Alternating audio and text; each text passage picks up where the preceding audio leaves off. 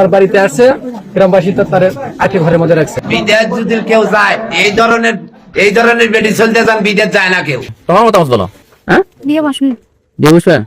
স্ত্রী ও 2 সন্তানের ভবিষ্যতের কথা চিন্তা করে দীর্ঘ 7 বছর আগে সৌদি আরবে পাড়ি জমান রাসেল স্বামীর অবর্তমানে নিজের একাকিত্ব ঘোচাতে মোবাইল ফোনে কথা বলতে বলতে পরক্রিয়ায় জড়িয়ে পড়েন 2 সন্তানের এই জননী। মেয়েদের দেবর আছে, দেবর দরজা বলছে দরজা খোল, মেয়েও দরজা খোলা ছিল না, খোলা পরে দরজা খুলে দিয়েছে, দেওয়ার পরে দেখে এটা কয়টা শো? এটা হচ্ছে ছেলেটা হচ্ছে সকাল 10টার দিকে। সম্পর্ক গভীর হলে গত শনিবার পরক্রিয়া প্রেমিক রাজুকে বাড়িতে ডাকেন এই প্রবাসীর স্ত্রী।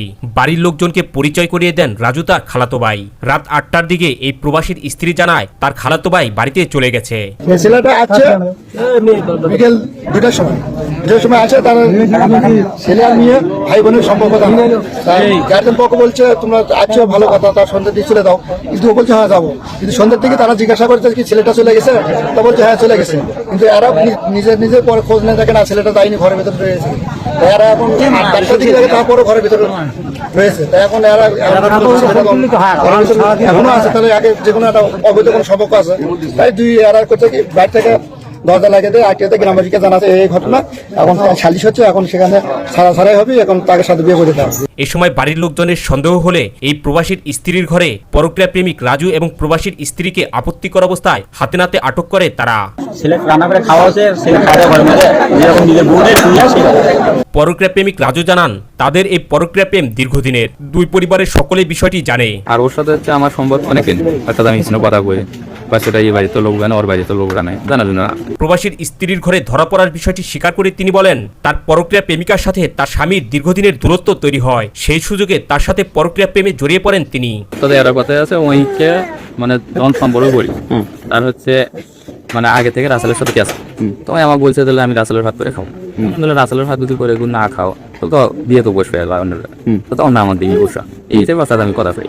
তা আজ পর্যন্ত কিন্তু ওই কথা না দিলে আমি বিয়ে করবো ছায়া বা করি আমি বলি নিয়ে গেলে যাওয়ার কথা যে রাসেল যদি রাসেল ছাড়া দেয় বা রাসেলের মধ্যে আমরা জমানো হয়ে যায় প্রথম থেকে কাছে কুকুরে আসছে আসে অন্য করে ওরা তো সার্টিফিকেট আসলো সবাই আসলো আমি মোটামুটি বেশি আছে নাকি বলছে দিলে আমি গেছে নাকি বলছে দিলে যাইনি গেছে বলে বলতে গেছে আমি তুমি মরিস মেরেছে অল্পনা করে ওমরে জানলা ছাপা দিছে ওরে দেখে আটকে দিছে দিয়ে বলতেছে ঘরে না ওই করতে পারে। এখন তোমার এই বিষয়ে নেতা হচ্ছি মতামত এখন আমাদের সিদ্ধান্ত যেটা দিয়েছে সারা বাংলাদেশের মানুষ যদি তুমি বিয়ে করো, তুমি রাজি যদি বলো বিয়ে করবো না, হ্যাঁ বিয়ে করবো। এদিকে প্রেমিক সহ ধরা পড়া এই প্রবাসীর স্ত্রী জানান ধরায় যেহেতু পড়েছে এখন স্বামীকে ডিভোর্স দিয়ে এই প্রেমিককে সে বিয়ে করবে। তোমার মতামত বলো। হ্যাঁ, বিয়ে বসুন। বিয়ে বসবে। তোমার 2টা বাচ্চা আছে, তুমি বিয়ে করলে বড় হিসেবে মানে নিবো, বড় হিসেবে মানে বাচ্চা 2টার অবস্থান কোথায়? বাচ্চা 2টার অবস্থা কি ছিল? এবার বন্ধ করো বলো কথা বলো। হ্যাঁ, কোনো অপরাধী নেই, আমার বাচ্চারাও জানে আমার সাথে রাসেলের কি সম্পর্ক। রাসেল সবসময় আমাকে লাগবে, আমার বাচ্চারাও জানে। মোবাইলে 100 বার ছেড়ে দিচ্ছি, 100 বার নিচ্ছি, এটা আমার বাচ্চারাও জানে, বাড়ির মানুষও জানে, আমাদের এই বাড়ির লোকও জানে, আশেপাশের গ্রামের লোক মানে আশেপাশের লোকও জানে। আমি অনেকবার গেছি, আবার চলে যাচ্ছি।